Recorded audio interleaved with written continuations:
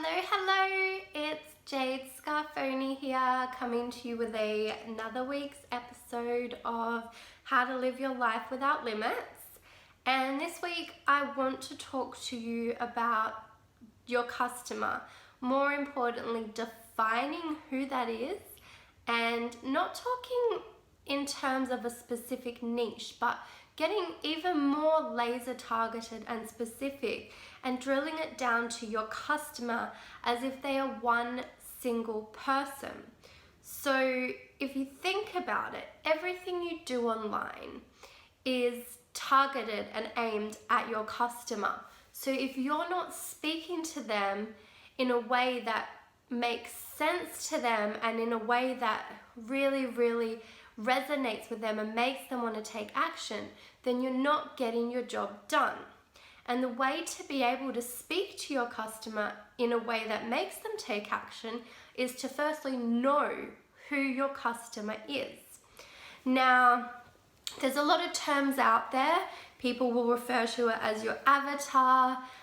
They'll talk about it as just your customer, your persona as such. But basically, it's a fictional person that represents who you want to target in the marketplace. And you need to really be clear on who this person is before you start your marketing strategy, or you're going to be all over the place. So for me, say, it's not enough for me to know that I want to speak to travelers. I need to get really specific on what type of travelers I want to speak to. So I want to speak to the ones who are in the corporate world. They only really get to travel a few times a year because they're stuck working long hours and they can't get the leave they need to go traveling. But that's not even enough, because that's still a pretty broad generic niche. So what I need to do is I need to sit down and I need to come up with a person within that niche who is the absolute representation of who I want to target. And you do this by sitting down and taking into account their demographics. So all the things that you're going to target in something like your Facebook ads, you need to know their age, where they're located, what their interests are, what they do in their spare time, what sort of lifestyle they live, what sort of income they currently earn, what job they're in. You need to get really specific on who this person is. And it's not just enough to think about their demographics. Then you need to get deeper. You need to get inside their head. What are their goals and aspirations? What do they want to achieve in their life? What's currently stopping them from achieving what they want in their life? What are their objections? What are their barriers? What are the things holding them back?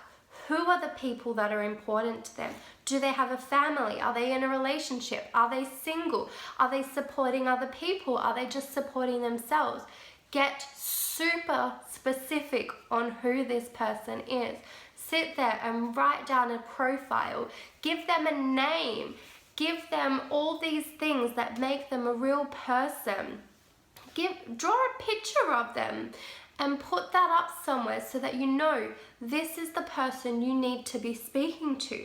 And then when you're doing your Facebook posts, your Instagram posts, your emails, your ads, you will have this one person in mind, and you will be able to speak to them in a way that is so powerful that they've got no choice but to take action. And you know that even though you've only created this as one person, this one person does represent the struggles and the challenges and the goals of a number of people out there, because those are people that are just like you. And those are the people that you want to be working with. And those are the people that you will attract to you if you get clear on who you are and who you're marketing to, and you market to them properly. Because you don't want to work with everybody. You're not fit to work with everybody, and some people aren't fit to work with you. It's normal for personalities to clash, and it's normal for you to get along with one person really well and know that they're the perfect fit for your team, and then for you to come along and meet someone who is totally not right to work with you, but they could still be really good at this business. They just need to work with somebody else, and that's okay.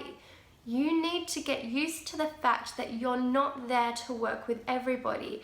That is why so many people can succeed at these sorts of businesses, because people relate to different people in different ways, and not everybody is fit to work together. But the sooner you become clear on who you should be working with, the sooner you will attract the right people into your business, and you won't even have to worry about all the other people that don't fit the mold that's right to work with you anymore, because you'll have enough people to work with that you won't be pushing yourself to try to build relationships that just aren't going to work. And when you get to do that, that's when your business will become much more enjoyable, because you'll be working with people you only want to be working with. And that's the whole point of doing something like this. Like, if you're anything like me, one of the reasons I left my job was because I had to work with so many people that I didn't want to be working with. And I had no choice. I couldn't pick and choose which brokers I helped. If they came to me, I had to help them. But working online, I have the freedom to decide who I want to work with on my team. I know which people are the right fit for my team, and I know that I attract the right people because I've got clear on who I am and who I want to be working with. So that's my tip for you today, is get clear on that, figure out who you want to be working with, and then the rest will just fall into place. And if you want any more tips, then I've put a link to a blog post that you can read, which goes into more information on attracting and repelling customers. So have a read of that, because then you'll know whether or not you're on the right track to attracting the right customers. Have an awesome day, and I will speak to you all next week. Bye.